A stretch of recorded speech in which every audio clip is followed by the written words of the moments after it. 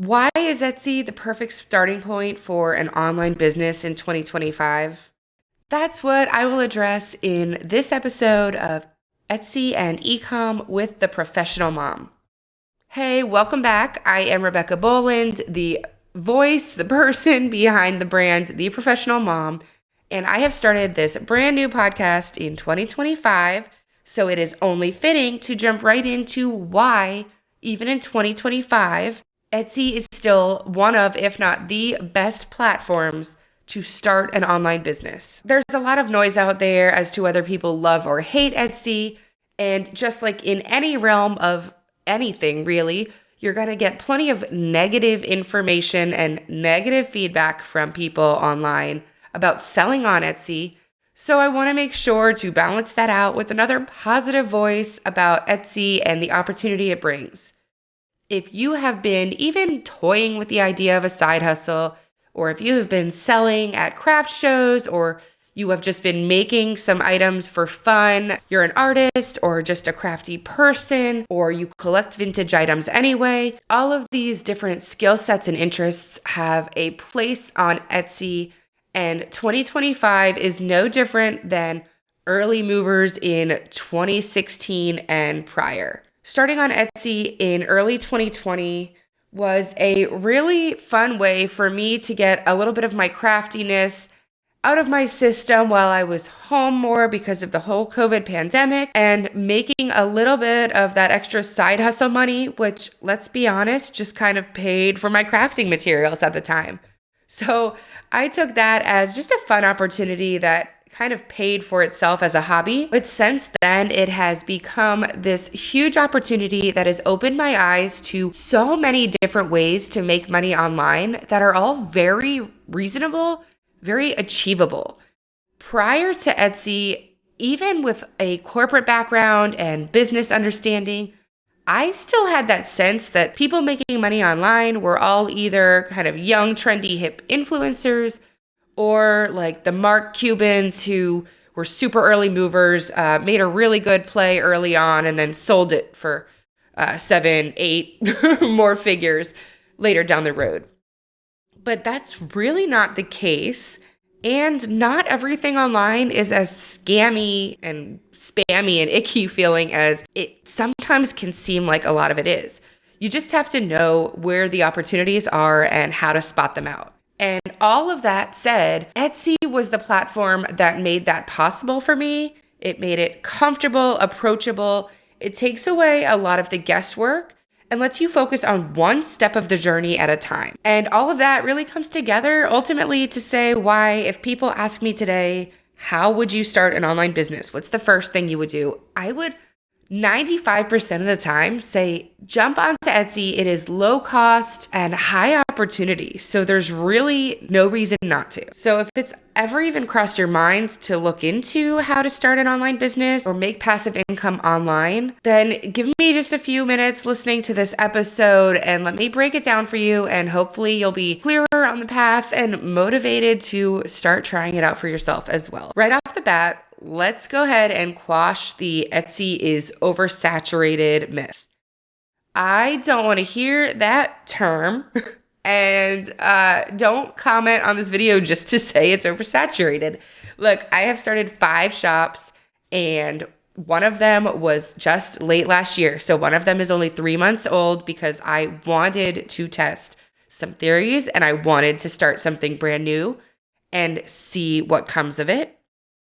2 of them I had ultimately let kind of fade out.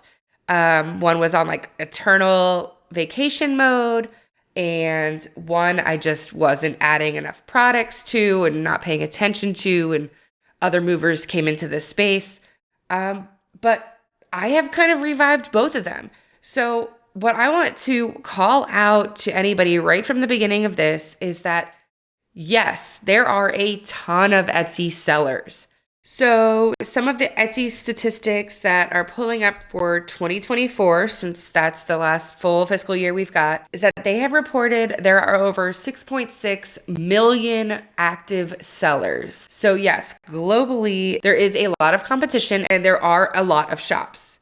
However, every time you hear people complain that it's oversaturated, you have to think on the flip side, 6.6 million sellers, how many buyers is Etsy bringing in? And this report is pulling in active buyers in 2024 was 91.5 million. So there were only 6.6 million active sellers. And suddenly, when you put those numbers side by side, the 6.6 million active sellers doesn't sound huge, does it? You've now got, the math is about 13 or 14 buyers for every one seller. So if you start there and then you backtrack into thinking, well, it says active sellers, but that doesn't mean they are all actively putting new items in their shop.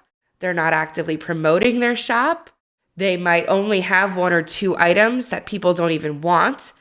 And then there are still hundreds, if not thousands of niches and micro niches that they might not even be competing in the same place. And if they're global sellers, they might be selling in different languages. If they're selling t-shirts, but they're in Germany, they might only have German phrases on their t-shirts, not competing with your potential market. So when you really break it down, there is this vast opportunity. You just have to find the right place to step into it. So aside from the huge opportunity, we quashed the myth right off the bat, but let's just talk about why I love Etsy as a starting point. Okay, Etsy is low barrier to entry. It has a very minimal cost to set up. Now, it did used to be fully free just to open a shop, but I do believe they've moved that to a flat one-time fee just to open shop, which, yes, kind of stinks for a new seller if you didn't want to have to invest that, but it is not a lot in the grand scheme of things. It is not an annual fee. And ultimately, it's a really good thing for sellers because it's keeping kind of fake sellers or spammy sellers from flooding the market. It's kind of keeping out the junk. It's keeping even sellers like me who have 5 shops now.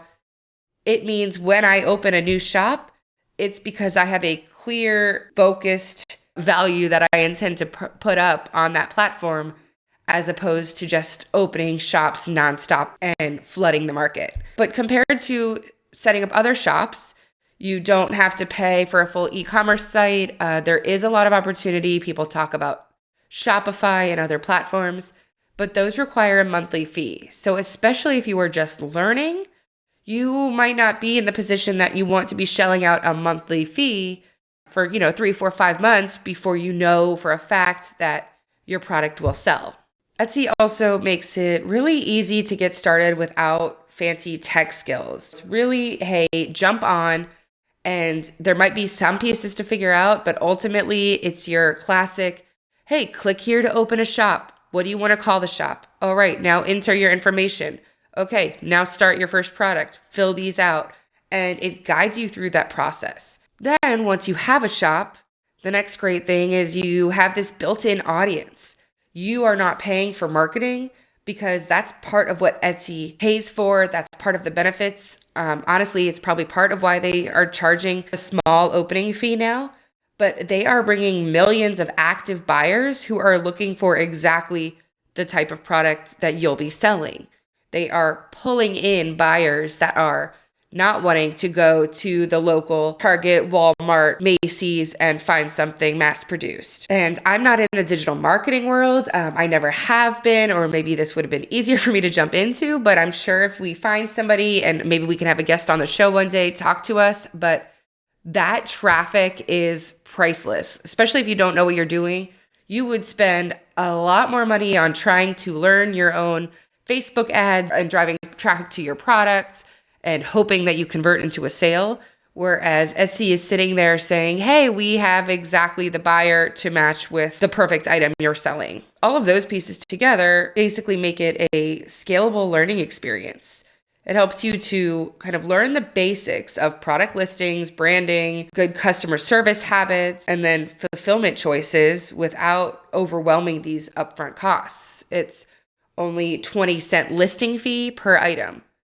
So sometimes I like to go into it and say, well, how much would I pay if I went to Panera Bread for lunch today? And if I put all of that money into listings, then suddenly I'm like, wow, I've got kind of a full shop front instead of selfishly or admittedly maybe a overpriced sandwich.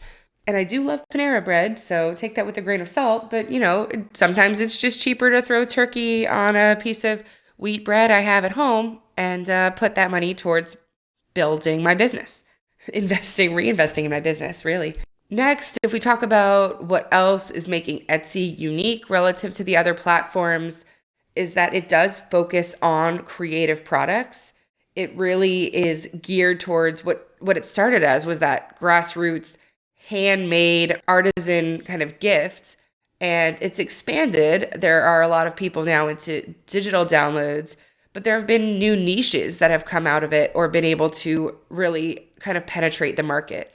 And buyers that have these hobbies or interests that haven't made it to mass media yet or mass production from the big guys, people can still find that right personalized gift on Etsy. It's kind of the go-to for personalized gift shopping now. With all of that, there's obviously tons of stories that are being shared of people who have turned hobbies into businesses, like moms that are creating printables, people that have thrived with digital planners, people that have learned print on demand and have been making huge life-changing money without having to ever touch inventory. And all of those pieces are coming from this community, this Etsy support system. There are Facebook groups, social media, there's YouTube pages, there's podcasters popping up every other day. That's me. So there is plenty of community and support around building that business on such a well-known platform. And kind of like I referenced a little bit earlier, is that once you kind of step into Etsy, you get more comfortable and more acquainted with a lot of the technology. And yes, other platforms or other sites might have their nuances, but suddenly setting up your own website or blog might not seem as daunting just because you're more familiar with the technology, you're living in it every day, and the small pieces, if at the very least, you at least start knowing where you can turn and who you can ask, because you won't be the first or the last Etsy seller to be looking at that next stage. So yes, while I recommend Etsy as the go-to platform for starting your online business, even in 2025, of course, there are still challenges. We do have that competition. So there are sellers out there that have a very, very loyal audience base. There are sellers out there with hundreds of thousands of sales that are making the best sellers that, honestly, you're probably not going to be able to compete with, at least not in the immediate future. But there are so many ways to stand out among the competition. And there are people who have figured them out, and there are people who are opening the doors. They're not gatekeeping. They're sharing that information. That is a little bit of what I try to do. I know there are several people that I like to follow, and maybe I will do a nice nod to them in a future podcast if they are good with that. But there are a lot of people, especially a lot of women that I like to follow, who have done it and made it happen. And you just have to find the right ways to stand out, how to optimize your listings, how to create really compelling product photos, how to write to make the sale, to convert that sale. You have to really know what the fees are. Etsy has changed them over the past couple of years, and they are minimal relative to, like I said, a lot of other ways that you could try to start selling online. But for the most part, the fees are very clear. You just have to make sure to know how to account for them and how to price your products correctly, which comes with truly knowing the cost of creating your product. Every little ingredient or supply that goes into it, along with the time it takes you to put it together. All of these things could be their own podcast episodes, of course, so just something to think about. But in most cases, you're going to have a fee of some sort on almost any platform you sell on, even if it's just the Stripe processing payment fee if you're selling in person at a craft fair. Speaking of how they've changed the fees here and there, Etsy is a technology and it is a company that is trying to stay ahead. It is constantly making changes and ideally improvements, but it does mean that that's changes to the algorithm. It does mean that there's changes to pricing fee structures. Just very recently, they announced that they were going to give priority to products that have less than $6 in shipping fees. I think they just changed that in October of 2024. So you have to make sure that you stay on top of things, stay flexible, and kind of keep your eyes open as to what's changing and stay abreast of the changes to make sure you are always in line with their requirements, in good graces with Etsy, but also kind of staying ahead of the curve. Now, in the grand scheme of things, those being the challenges of a platform are really minimal relative to what they could be. And that's why I say with any endeavor, there's going to be pros and cons. But Etsy is kind of the great go-to starting points. Hopefully, just hearing a little bit of this overview gives you some sense of what you're walking into and gives you a sense of like, okay, I can get that. That's not that bad.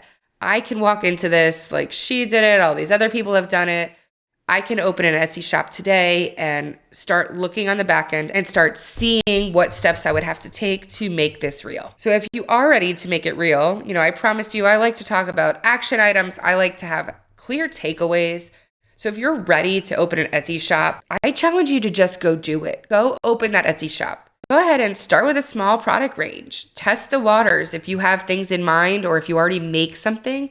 Just start making some listings and seeing what it feels like. As you start your shop and the more advice you hear from people, you'll hear that yes, there are plenty of sections to fill out, information, trying to brand your business, but don't worry about all that. Just think of it. Those 91 million customers are not all flooding into your shop today. Think of it as building a house or building a storefront. You buy it, you walk in, you hope customers start coming, but you can show up on Monday morning and still be stocking the shelves, especially if nobody quite knows that your business is there yet. And then you can show up on Tuesday and paint your sign, your brand colors. You can take these little steps at a time. It is not going to turn away all of your customers forever. They haven't even made it into the door yet. So don't let any of the big picture stop you from taking the small, close, easy first step today. To get you started, I actually have a free Etsy checklist that I put together probably even a couple of years ago, almost to keep my mind straight on all of the pieces I was hearing. And I'm going to drop that in the show notes below so that you can grab your own copy. And then those of you, if anybody's listening that has started an Etsy shop but hasn't really posted any items yet or hasn't really done the branding part yet, you can kind of go through this section based on where you're at and see what you need. But it's a really nice kind of clear, oh, hey, like, did I do my policies? Did I do my branding? And kind of help you at least get your mind right. But anyway, that's a freebie. I'll go ahead and drop that below. And hopefully that will help at least one of you to take that next step in your shop, wherever it is. So go ahead and look in the show notes. I will drop that link. And if you have any questions, comments, or just want to share your experience with me or give me some sense of kind of, if you're listening to this, thank you. Thank you again. Brand new podcast. I'll try to get it cleaner and more succinct each time, but no promises. And I really want to hear back from you. So tell me like who you are, what made you listen, what kept you listening, and where you are in your experience, like what you were hoping to gain from this podcast. Look, I sit at my kitchen table and just kind of talk to myself in a microphone. So I can change the topic any week I feel like, or any week you need me to. I'd love to kind of continue feeling like I'm actually talking to somebody out there. And if you have specific questions or kind of want to tell me, where you're at in Etsy or different online business, shoot me a message at hi@theprofessionalmom.com. So just hi, like hello, hi at theprofessionalmom.com, and say hi. Let me know you heard this podcast and say whatever it is that you want to share with me. I don't have a lot of Etsy entrepreneur friends, and we can all kind of use each other to boost each other up. And otherwise, until next time, I want to see you take those steps and make sure you subscribe so that each week you can hear some more pieces of the Etsy puzzle to get you to your final goal. Until next time, goodbye.